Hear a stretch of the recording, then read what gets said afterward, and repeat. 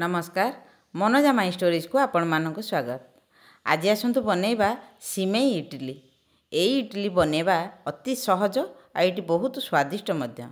Eighty को बनैबा मुझे gas रे पैन बसई गरम कर देछि। एबे सेथरे गोटे चमच घी देदेबा। घी तरली गले सेथरे पकईदेबा गोटे कप सिमेई। गैस को लो फ्लेम रे रखी आमे सिमेई को भाजिबा। सिमेई अल्प भाजी होबा दरकार। सिमेई भाजी हो गला परे आमे सेथरे दे देबा गोटे चमच सुजी बा 1.5 चमच सुजी। सिमेई की बांधी रखिया पई आमे सुजी दबा। एबे सिमेई आ सुजी को मध्य किसी समय गोटे मिनिट पई आमे ताको पुणे आउ थरे गरम कर देबा। गोटे 2 मिनिट परे देखंतु सिमेई आ सुजी रो कलर हमर चेंज हो गलानी। एबे सेटू गोटे बाउल को काढी देबा। तापर सेथरे दे देबा गरम पानी। सिमेई आ सुजी को फुलिबा पई आमे गरम पानी दबा। गोटे कप सिमेई पई आमे हाफ कप पानी दबा। बेसी पानी दबानी। तापर ताकू घोड़े की 5 मिनिट पई रखी दबा। एबे गोटे बाउल ले नै जवा गोटे कप दही, गोटे कप कोरा गाजर, कटा हेतिबा धनिया पत्र, गोटे चमच कटा कंचा लंका, गोटे चमच छेचा आंब अदा, हाफ चमच कला लुण आ स्वाद अनुसार लुण। ता सहित गोटे पिंच हळदी गुंड आमे पकेबा कलर पई। तापरे ए समस्त जिनिस को आमे भलो भाबरे गोळै देबा। ए इडलीटी बनैबा अति सहज। मात्र 10 रु 15 मिनिट भितर एटी प्रस्तुत हो जाए। एबे ताको भलो भाबरे गोळै दे साइड रे रखि देबा। एबे देखिबा आमे बतुरी थुआ सुजी आ सिमेई किपरि अछि। देखंतु सुजी आ सिमेई पूरा फुली जाईची। ए सुजी आ सिमेई को आमे एबे दही रे पकै देबा।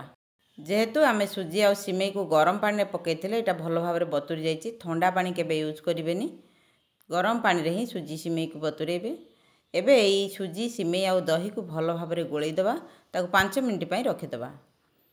तापरे आमे इडली छांच नबा। इडली छांच रे आमे प्रथमे तेल लगे देबा। तापरे सेथरे आमे ए घोळ गुडी को चमच रे एई बळी भाबरे दे देबा। गोटे गोटे चमच आमे इडली छांच रे दे देबा। इडली छांच रा आकार अनुसार आपण एथरे इडली बैटर टी को देबे। एबे एटी को आमे स्टीम करिबा।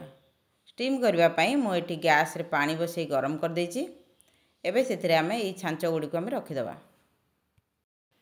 तापरे इडली छांच को घोड़े 5 रु 7 मिनिट पई एटी को आमे स्टीम होबा को छाड़ देबा।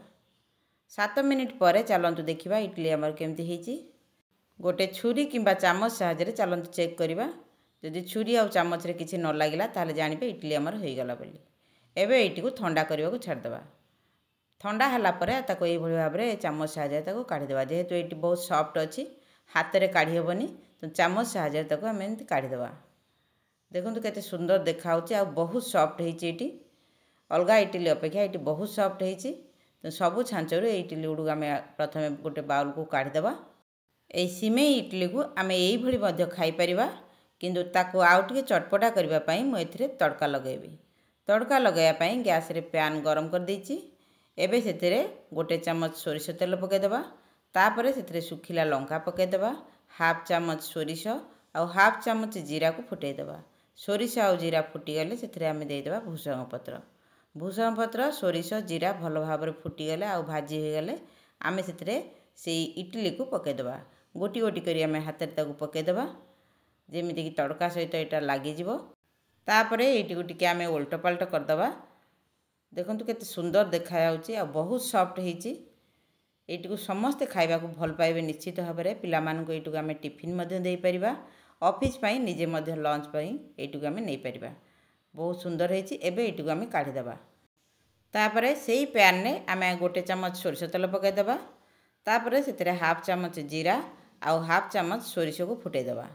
तापरे सेथिरे दे देबा कटा कंचा लंका। कंचा लंका को एभଳି सरू सरू काटि देबा। तापरे गोटे पियाज को छोट छोट खंड करी काटी पकै देबा। तड़का देइथवा इडली को आमे सीधा सळक मध्ये खाई परिबा। कि जदि आपण किछि तरकारी इंस्टेंट खाइबा पई चाहुचंती ताले ताको एई भଳି भाबरे गोटे तरकारी बनै देबा। पियाज जरी गला परे आमे सेथिरे देइ देबा सीझा आलू। सीझा आलू को मु एठी चकटी के नेइची। चकटा सीझा आलू को एबे सेथिरे पकै देबा। तापरे ताको भलो भाबरे पियाज सहित मिसै देबा। पियाज सहित आलू मिसी गला परे सेथिरे आमे देइ देबा पानी। पानी एठी आमे कंचा पानी दबानी गरम पानी ही दबा।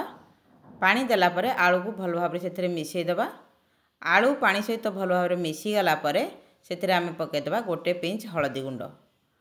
आउ गोटे पिंच काश्मीरी लंका गुंड। तापरे सेथिरे आमे स्वाद अनुसार लुण पकाई भल भाव ताकू गोले दबा। तरकारी फुटी आसला परे सेथिरे आमे दे दबा गोटे पिंच ब्लैक सॉल्ट।